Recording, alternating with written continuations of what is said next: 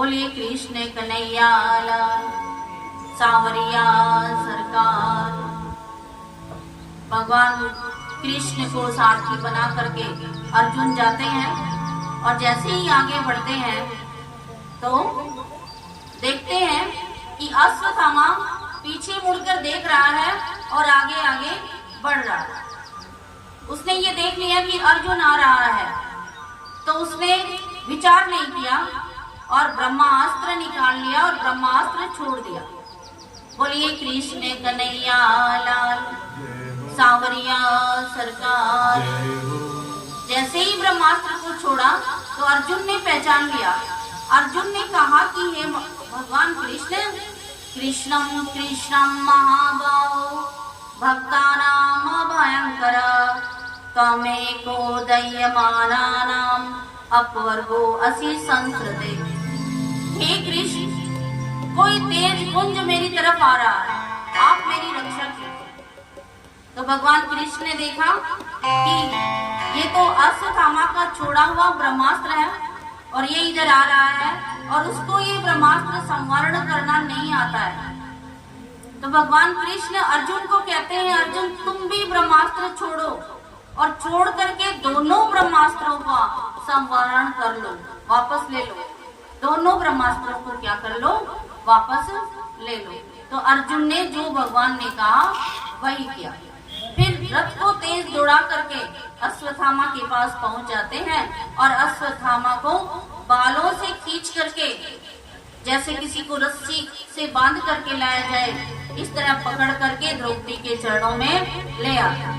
बोलिए कृष्ण कन्हैया लाल, सांवरिया। भगवान कृष्ण ने उस समय भी कहा था कि अर्जुन तुमने क्या प्रतिज्ञा की है, मैं उसे मार करके लाऊंगा अश्वत्थामा को। परंतु भगवान कृष्ण उसकी परीक्षा ले रहे थे और उसको कहा कि इसको तो मेरी प्रेरणा है, तुम इसको मार करके ले चलो। लेकिन अर्जुन के मन में, उसके मन की परीक्षा ले रहे थे, उसको न मार करके जिंदा ही द्रौपदी के सामने लाया गया और द्रौपदी को कहा कि आपके पुत्रों का जिसने वध किया है वो ये है। तो भगवान कृष्ण की तरफ अर्जुन देखता है तो भगवान कृष्ण कहते हैं, ब्रह्म बंधुर्न हंतव्यम। ब्राह्मण जाति से हो और आपका बंधु हो तो उसको मारना नहीं चाहिए, क्योंकि ये तो क्या था, द्रोणाचार्य का पुत्र था, गुरु का पुत्र था। ब्रह्म बंधुर्न हंतव्यम, आतताई वधारणव है, और जो आतताई हो, अत्याचारी हो, उसको मार देना चाहिए, चाहे बंधु ही क्यों न हो। तो धर्म संकट में हो गया इधर अर्जुन कि क्या करना चाहिए।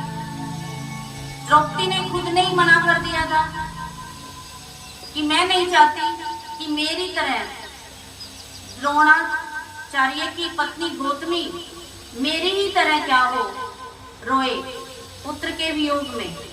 मैं तो रो ही रही हूं। मां रोदिष्य जननी गौतमी पति देवता।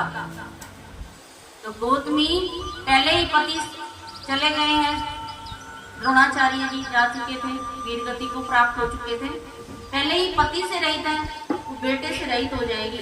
मैं नहीं चाहती कि हमारी गुरु माता के साथ ऐसा हो। तब भगवान के इशारे से अर्जुन ने उसके मस्तक की मणि जो थी वो बालों सहित निकाल।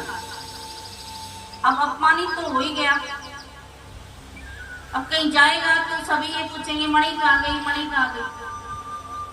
उसके मन में अभी भी बदले की भावना जागृत थी। और इधर भगवान कृष्ण तैयार थे। गंतुम कृतम अति ब्रह्मण द्वारिकाम रथमास्थितः। भगवान कृष्ण ने युधिष्ठिर को राजगद्दी पर बिठा दिया था और वो जाने के लिए तैयार थे। उन्होंने कहा कि मैं अब जाकर के द्वारिका धाम जाऊं, बहुत दिनों से हस्तिनापुर में इस युद्ध में मैं रुका हुआ था, अब मुझे जाने के लिए आज्ञा दी। उसी समय पर उत्तरा रोती रोती आती उत्तरा क्या कहती है? पाही पाही महायोगिन देव देव जगतपते नान्यम तद्भयं पश्ये यत्र मृत्यु परस्परम। कि मैं बहुत नजदीक से उस लाइट, उस प्रकाश को देख रही हूँ कि जो मेरे गर्भ के अंदर बच्चे को मारने के लिए आई हुई। तो भगवान कृष्ण ने ध्यान से देखा और गर्भ के अंदर प्रवेश करके उस बच्चे की रक्षा की।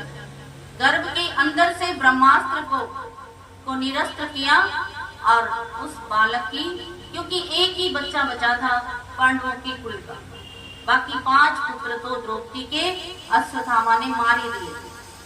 वो यही था कि उनका वंश आगे न चले, इसलिए होने वाले संतान को भी वो मारना चाहता था। तो भगवान कृष्ण ने गर्भ के अंदर भी उस बच्चे की क्या की? रक्षा की। अब फिर कहते हैं भगवान कि अब तो मैं चलूं, तुम्हारी भावी संतान की भी रक्षा हो गई है और आप भी अच्छी तरह से राज्य संभाल रहे हैं युधिष्ठिर जी, मैं चलूं? तो कुंती कहती है, कुंती ने हाथ जोड़कर नमस्कार किया और कहा, त्वमादि देवा पुरुष पुराणा त्वमस्य विश्वस्य परमानिधानम् त्वं वै शाश्वत धर्मगुप्ता सनातनस्त्वं पुरुषो मतो मे। कृष्णाय वासुदेवाय देवकी नंदनाय च नंदगोप कुमाराय गोविंदाय नमो नमः। द्रौपदी कहती है कि हे श्री कृष्ण, हे वासुदेव, हे देवकी नंदन, नंद गोप के लाडले लाल, आपने हमारी कहां कहां रक्षा नहीं की। लाक्षागृह से बचाया, हिडम्बा आदि राक्षसों से बचाया, दुष्टों से हमारी रक्षा की, अश्वत्थामा के ब्रह्मास्त्र से बचाया, आपने हमें कहां कहां नहीं बचाया। मैं किस प्रकार से आपका नमन करूं। घोर विपत्तियों से हमारी रक्षा की है। और इसी तरह द्रौपदी ने भी भगवान की वंदना की, युधिष्ठिर ने, नकुल, सहदेव ने, अर्जुन ने, सभी ने भगवान की वंदना की। तब भगवान कहते हैं कि अब मैं चलूं क्या?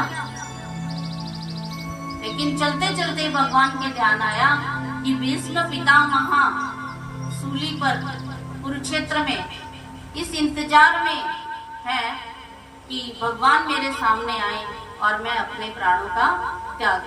बोलिए कृष्ण कन्हैया सावरिया सरकार।